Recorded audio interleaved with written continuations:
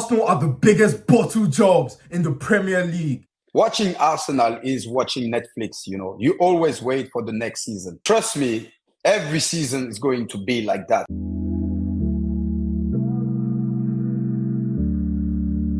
Arsenal have lost 1-0 at home to West Ham and have also drawn 0-0 away to Forest. And this leaves them 13 points behind league leaders Liverpool. In light of Liverpool's 2-2 draw away to Villa on the 19th of February, Arsenal had the chance to capitalize on this, inviting themselves back into the title race. And a win against West Ham could have seen them close a major gap to Liverpool. But Arsenal, being title pretenders, still found a way, some special way of bottling this chance. And in the draw against Nottingham, we saw the most dreadful, diabolical football ever known to mankind. Arteta was out there saying that he wouldn't give up on the title, but even I think that his lackluster style of play has even given up on him. I mean, how can you only have 13 shots and only have one on target? Seeing these things unfold before our eyes, it is no secret that right now Arsenal are a complete mess, and now they're about to see themselves go another season possibly without any silverware, despite 5 years of trust in the process. I mean, let's be real, they are not winning the Champions League, so let's just call it as it is. The West Ham and Forest game, along with other matches this season, proved something major. It showed the failure of Arsenal's recruitment in the January transfer window,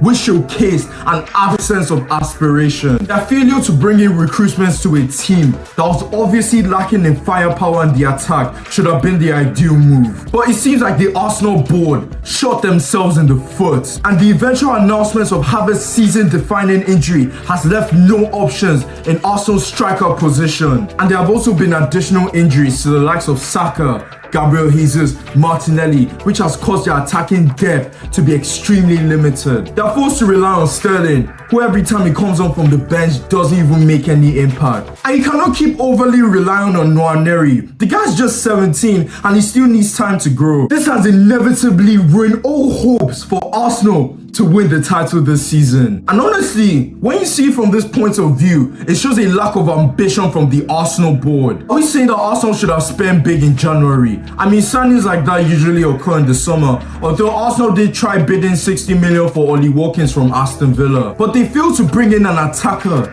that would have been a cheap, decent option.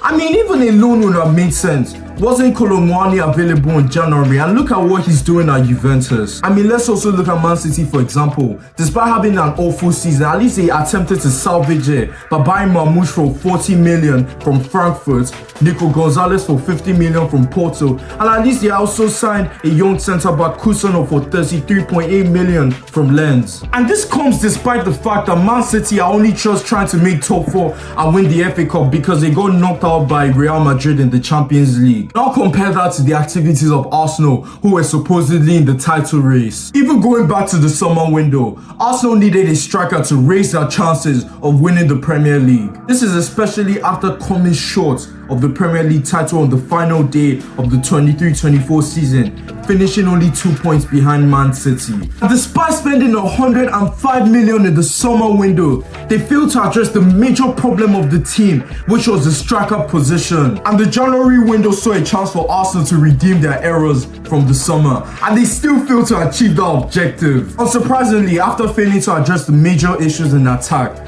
it left Arteta frustrated with the board's poor transfer activities. However, Arteta is not safe from his fair share of criticism. The West Ham and Forest games has of course added extra pressure to Arteta from the fan base, who despite taking Arsenal from rags to riches, has consistently failed to take Arsenal over the finish line, despite spending £650 million from his appointments in 2019. There has been a constant record of Arteta bottling it in the big moments. First, we have the 21-22 season, right, where they failed to beat Newcastle and Conte's Spurs team, which would have helped them qualify for the Champions League that season. And then we have the 22-23 season when they bottled the title, despite having an 8-point lead at one point and also sitting on top of the league for 248 days. And the 23-24 season when they were beaten in a title-defining match, losing 2-0 to Aston Villa at home, despite having an XG of 1.5, showing the need of a clinical striker. We can also include this season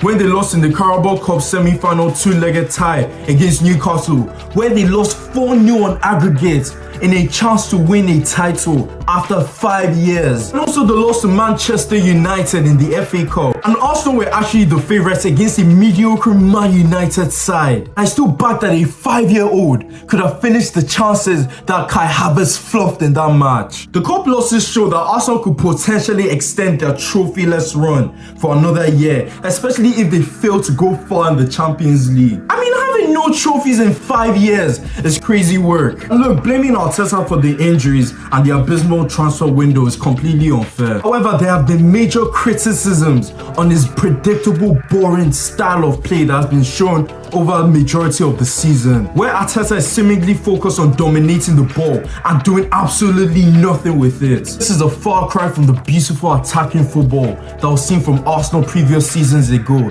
that saw Arsenal attackers at their very best. It seems like Arteta does not have a plan B, which has cost them a lot of games this season, and it looks like at certain points of this season he's had to rely on set pieces. It's mental because Erik ten Hag, arguably Man United's worst ever coach, has collected more silverware than Arteta. And Arne Slot, who was relatively unknown before coming to Liverpool, is already set on winning his first Premier League title and could also win his first silverware in phase 1 in the Carabao Cup final against Newcastle. So I want to ask, what's Arteta's excuse? I mean, bro sets his team up to pass, cross, and nothing comes out of it. Like, bro, don't you have a plan B? This has been Arteta's main criticism from Arsenal fans for majority of the season. And unsurprisingly, this has brought back the demand of a new manager who can deliver titles after 5 years of being consistent bottle jobs. And this is also known as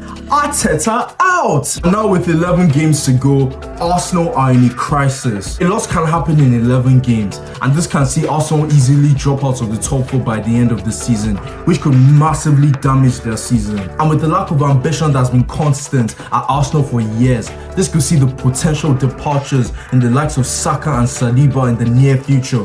They are two best players if they are not careful, especially with Real Madrid showing major interest in Saliba. But what do you think? Who is more at fault for bottling the title? Do you think it's Arteta or the Arsenal board? Take care.